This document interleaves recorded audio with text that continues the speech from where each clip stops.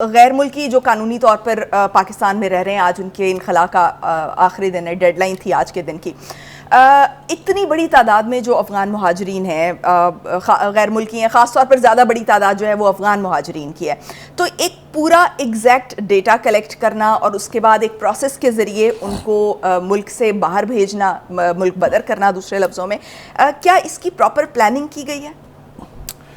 देखिए, पहली बात तो ये है कि इस पूरे मसले को समझने के लिए मेरे ख्याल से थोड़ा सा हमें बैकग्राउंड जो है वो शेयर करनी पड़ेगी अपने नाज़रीन के साथ भी, ताकि हम इस मसले की जो सही नौइयत है उसको ज़रा उजागर कर सकें। देखिए, पाकिस्तान में 30 लाख तो महाजरीन, अफ़गान महाजरीन जिन्हें हम कहते हैं, जो बाकायदा कैंपों के अंदर रह रहे हैं, जो बाकायदा रजिस्टर्ड हैं। लेकिन 17 लाख के करीब ऐसे अफ़गान्स हैं जो बग़ैर दस्तावेज़ात के, बग़ैर किसी लीगल डॉक्यूमेंट्स के, वो यहाँ मुख्तलिफ़ रास्तों से, आपको मालूम है कि अफ़गानिस्तान से जो ट्रैफ़िक होती थी वो सिर्फ बॉर्डर पॉइंट्स से, जहाँ यानी बाकायदा दफातर होते हैं, जो रास्ते हैं बाकायदा जो फॉर्मल, वहाँ से नहीं आती थी, बल्कि पूरे का पूरा 1100 किलोमीटर का बॉर्डर जो है वो पोरस बॉर्डर था। वहाँ फेंसिंग लगने से पहले तो बिल्कुल फ्रीली लोग दर्रों के ज़रिए आ जाते थे। वहीं से सबसे ज़्यादा स्मगल्ड गुड्स भी पाकिस्तान में आती थी। और इतना लंबा बॉर्डर है कि वहाँ 1100 किलोमीटर को फेंस करना और मॉनिटर करना प्रैक्टिकली मुमकिन नहीं है, लेकिन फेंसिंग का जो आइडिया था वो ठीक था, लेकिन वो भी पूरी तरह से उसके ऊपर अमल पैरा हम नहीं हो सके, या हम उसके ऊपर अमल दरामद नहीं करवा सके, जिसकी वजह से मसाइल हैं। एनीवे, हैविंग सेड दैट, तो अभी इससे पहले कि हम हमारे वज़ीर दाखिला क्या कह रहे हैं या हमारे प्राइम मिनिस्टर ने क्या कहा है या और तरफ से क्या आवाज़ें आ रही हैं, उस पर आने से पहले थोड़ा सा हम रिकॉल कर लेते हैं हिस्ट्री। देखिए, गुजारिश ये है कि 1988 में यानी काबुल से रूसी फ़ौजों की वापसी हो गई थी, और उसके बाद जो है वो कुछ 6 साल के करीब खाना जंगी रही उन तंजीमात में जो अफ़गान तंजीमात थी, जिन्हें आज हम तालिबान के नाम से जानते हैं। उस वक्त ये मुख्तलिफ जंगजू यानी तंजीमात थी, जो ग्रुप्स थे, जो जिसको कहते हैं वॉरलॉर्ड्स के ग्रुप थे अपने। उसके बाद 1994 में वहाँ तालिबान आ गए और एक स्टेबल गवर्नमेंट कायम होती दिखाई दी, जिसने 90% ऑफ अफगानिस्तान के ऊपर अपना कंट्रोल हासिल कर 96 तक। ठीक है। एक तो ये उस वक्त आइडियल टाइम था कि उस वक्त ये अफगान रिफ्यूजीज जो है वापस भेज दिए जाते, या वापस चले जाते, या वापस मंगवा लिए जाते। नहीं हुआ, चलिए जी, स्टेबल गवर्नमेंट होने के बावजूद नहीं हुआ। ठीक है जी। एक तो ये बड़ा, मैं इसको सानेहा कहता हूँ कि एक ऐसा वक्त जब ये इम्कान था, ये पॉसिबल था, उस वक्त इनको, और अगर ये लोग कैंपों ही में रखने के काबिल हैं तो फिर अपनी तरफ बना लीजिए ना कैंप, आपके हैं तो अफगान नेशनल ना, आप उस तरफ रख लीजिए उनको। एनीवे, उसके बाद जनाब वहाँ नाजुल हो गया अमेरिका, नेटो समेत। 20 साल उसने ऐसी तैसी की उस पूरे खित्ते की, उस पूरी कौम की, वो भी आपके सामने है। अब काबुल में एक स्टेबल गवर्नमेंट जो है वो आ गई है तालिबान की हुकूमत की सूरत में, और अब इनके लिए मेरे ख्याल से इससे ज़्यादा गोल्डन अपॉर्चुनिटी नहीं हो सकती कि उस मुल्क की इकॉनमी ठीक हो रही है, डॉलर के मुकाबले में अफगान करेंसी मजबूत हो गई है, हमसे बेहतर है, मईशत बहाल हो रही है। आप ये देखिए, क्रिकेट टीम उनकी जो है वो इंटरनेशनल कंपटीशन में कम्पीट कर रही है, क्रिकेट खेली जा रही है, meaning there by that the normal life is coming back. So होना तो ये चाहिए था कि अफ़गान हुकूमत खुद से ये इनिशिएटिव लेती कि भाई ये जो हमारे महाजरीन वहाँ बैठे हुए हैं इनको आप वापस भेज दीजिए, हम इनको अकोमोडेट करने के लिए तैयार हैं, क्योंकि जब ये यहाँ से गए थे इनके अपने घर थे।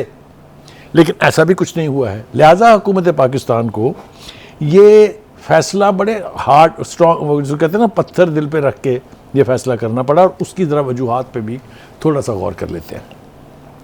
सीरीज़ में दहशतगर्दी के वाक़यात हुए, और उनमें ऐसे ही अफ़गान अफराद की यानी शमूलियत जो है उसके बारे में सबूत मिले, जो बग़ैर किसी दस्तावेज़ के, बग़ैर किसी पासपोर्ट के, बग़ैर किसी वो जो एक टेम्परेरी वीज़ा डॉक्यूमेंट होती है उसके यहाँ आए हुए हैं। लिहाजा पाकिस्तान की हुकूमत ने ये फ़ैसला बड़े हैवी हार्ट के साथ किया। अब कर लिया है अगर, तो फिर ये इसका तसलसल कायम रहना चाहिए। ये जो वन टाइम, उसको पंजाबी ज़बान कहते हैं, हमें हुथल होती है या हमें एकदम से शौक उठता है, फिर हम भूल जाते हैं, फिर वो मामला उसी तरह से लटक जाता है। अब एक तो ये कि इसका तसलसल कायम रखना चाहिए, और इंश्योर करना चाहिए कि कोई भी बग़ैर लीगल डॉक्यूमेंट के पाकिस्तान में ना आए। एक जो ये तासुर है कि ये कार्रवाई सिर्फ अफ़गानों के साथ हो रही है, ये गलत है। इसकी मेरे ख्याल से थोड़ी सी वजाहत की ज़रूरत है ये तमाम कौमियतों के उन अफराद के बारे में है जो पाकिस्तान में बग़ैर किसी लीगल जवाज़ के रह रहे हैं। और आपको पता है कि सिर्फ अफ़गान नहीं, बहुत सारे लोग जो हैं यहाँ तो आपको ताजिक उज़्बेक तक मिल जाते हैं, तो बाकियों की तो बात छोड़ दें आप। लिहाजा एक इसको सिंगल आउट नहीं करना चाहिए कि दिस इज़ अगेंस्ट अफ़गान। अब आ जाइए जनाब कि हमारे हुकाम क्या कहते हैं। बुगटी साहब ने तो फरमा दिया, सरफराज बुगटी जो हमारे इंटीरियर मिनिस्टर हैं, कि उन्होंने कहा कि जनाब बात यह है कि हमने डेडलाइन दी थी, इस बीच में इनको अपना कोई ना कोई इंतज़ाम कर लेना चाहिए था। अगर 2 नवंबर के बाद भी ये लोग यहाँ रहे तो हम इनके खिलाफ एक्शन लेंगे। उनके लिए कानून मौजूद है, कोई ऐसी बात नहीं कि कोई गैर कानूनी हरकत करनी है या गैर आइनी हरकत करनी है, बाकायदा उसके लिए कानून मौजूद है।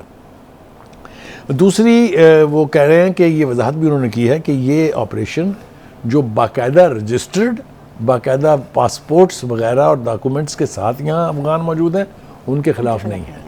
सो उनकी ये ख्वाहिश है कि इसको मिक्सअप ना किया जाए। ठीक, तो बुखारी साहब आपने ये तसलसल की बात की कि ये जो चेक एंड बैलेंस है ये इसकी कंटिन्यूटी होनी चाहिए, लेकिन मेरा सवाल ये है कि इतना हमारा बड़ा बॉर्डर है अफ़गानिस्तान के साथ और पोरस भी है, जैसा हमने पहले भी जिक्र किया, तो कैसे ये मुमकिन होगा? क्योंकि जो हमने फेंसिंग करने की कोशिश की वो भी अभी पेंडिंग भी है, किसी हद तक हो भी चुकी है, लेकिन फिर भी वो आपको पता है कि वहाँ पर रास्ते मौजूद हैं, तो एक तरफ से जाएंगे दूसरी तरफ से वापस आ जाएंगे, तो फिर ये इसको कैसे कंटिन्यूटी के साथ जो है वो चेक एंड बैलेंस? बिल्कुल आपका सवाल सही सिमत में है यकीनी तौर पे। इसीलिए मैंने कहा था कि अगर ये फैसला आपने कर लिया है, अगर आप ये ऑपरेशन कैरी आउट कर रहे हैं, तो फिर इसके जितने भी लूप होल्स हैं वो आपको कवर करने पड़ेंगे। राइट। अगर आप उनको निकाल रहे हैं तो उनकी वापसी बगैर डॉक्यूमेंट्स के ना होने देना ये आपकी बुनियादी जिम्मेदारी है। एक बात। दूसरी बात ये है कि इसके ऊपर प्राइम मिनिस्टर साहब ने भी थोड़ा सा वजाहत कर लीजिए, या मेरे ख्याल से हुकूमत पाकिस्तान की पॉलिसी की बात की है। उन्होंने कहा है कि रजिस्टर अफगान मुजाहिदीन को, महाजरीन को हम वापस नहीं भेज रहे हैं, और ना ही किसी की इमलाक या किसी की प्रॉपर्टी पर कब्जा करना इसका मकसद है। फिर तासुर दिया गया, हम उस पर भी आएंगे, मौलाना फजल रहमान साहब ने काफ़ी गुफ्तगू उस पर की है। वो इसी सियासी रुकावटों की भी बात जी मैं उसी पर आता हूँ। दूसरी बात वो ये कह रहे हैं कि देखिए आप जाएँ, एक दफ़ा आप तशरीफ़ ले जाएँ, फिर आप अपना पासपोर्ट बनवा के पाकिस्तान तशरीफ़ लाइए, यू विल बी वेलकम। यानी हम उनका रास्ता मुसलसल रोकने की बात नहीं कर रहे हैं, ये प्राइम मिनिस्टर का ख्याल है।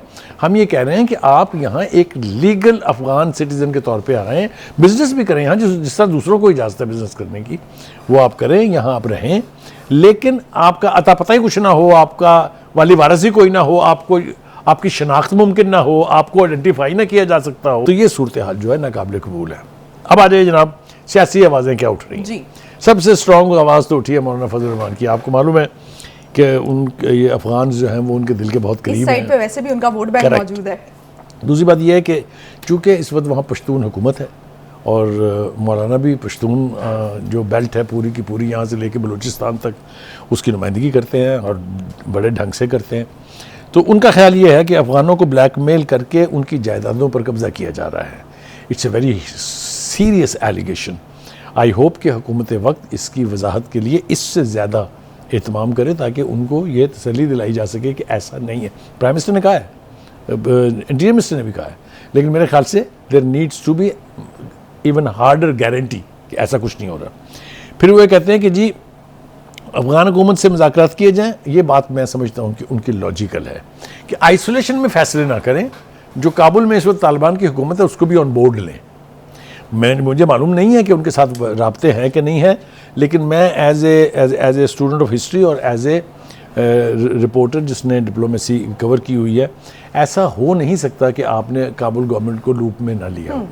ये हो सकता है कि आपके इस इशू के ऊपर इख्तलाफात हों ज़रूर, लेकिन अगर आपने लूप नहीं लिया तो अब ले लें, बिकॉज इसके बगैर ये मामला एमिकेबली हल नहीं होगा। दूसरी बात आगे वो ये कहते हैं कि मुकामी इंतजामिया और बासर लोग कानूनी तौर पर रहने वाले अफगानों को ब्लैकमेल करके उनकी जायदादों पर कब्जा करने के लिए जालमाना रवैया अपनाए हुए हैं। This is another serious charge. देखिए पुलिस को तो ये गुंडागर्दी नहीं करनी चाहिए कि वो अफगान यहाँ से जाएँ तो उनकी जायदादों के ऊपर कब्जा कर लें या करवा दें, और ख़ास तौर पर जो कानूनी तौर पर रह रहे हैं और जो कानूनी तौर पर रह रहे हैं, खैर उसको तो कोई नहीं छेड़ सकता, लेकिन इन लोगों ने भी जो जायदादें बनाई हैं यहाँ, उसका भी कोई ना कोई तरीका कार तय होना चाहिए। ये नहीं कि वो निकल गए तो जिसके दिल में आए वो कब्जा कर ले, ऐसा तो नहीं होता ना, हुकूमत में इस तरह से नहीं होता है। दूसरी बात यह है कि जान अचकज़ई साहब जो हैं वज़ीर इत्तलात हैं, अपने बलूचिस्तान के, और वहाँ चूँकि इन्हीं अफ़गान के बारे में ऑपरेशन की एक बड़ी हाई लेवल मीटिंग भी हो रही है, तो एक तरह से उनको तर्जमान समझा जाना चाहिए। वो ये कह रहे हैं कि तारकीन वतन को भाइयों की तरह रखा, लेकिन सद अफसोस हमारी मेहमान नवाजी से नाजायज़ फ़ायदा उठाया गया। ये उसी तरफ इशारा है कि हम आपकी मेज़बानी भी करें, आपको अपने भाइयों की तरह रखें भी, और आप जो है वो दहशतगर्दी के वाक़यात में मुलव्वस हों, तो ये काबिल कबूल। इसी आड़ में तो दहशतगर्दी यहाँ पर होती रही करेक्ट, मेरे ख्याल से ये उनका पॉइंट जो है वो बिल्कुल वैलिड है। और वो ये कहते हैं कि आइंदा अब के बाद किसी को बग़ैर पासपोर्ट के, बग़ैर किसी लीगल दस्तावेज़ के पाकिस्तान में आने की इजाज़त हम नहीं देंगे। और एक और बात जो इस हवाले से करनी चाहिए, वो देखिए, ये एक ओवरऑल जो इल्ज़ाम लगा देना है कि जी दहशतगर्दी जो है वो अफगान्स कर रहे हैं यहाँ, मेरे ख्याल से इसकी बुनियाद बड़ी ठोस होनी चाहिए। अगर ठोस बुनियाद है तो आप उनके खिलाफ एक्शन इनिशिएट करें। ये नहीं है कि आपने यहाँ दहशतगर्दी की, अब आप अपने मुल्क जाए आराम से ऐश करें जाके।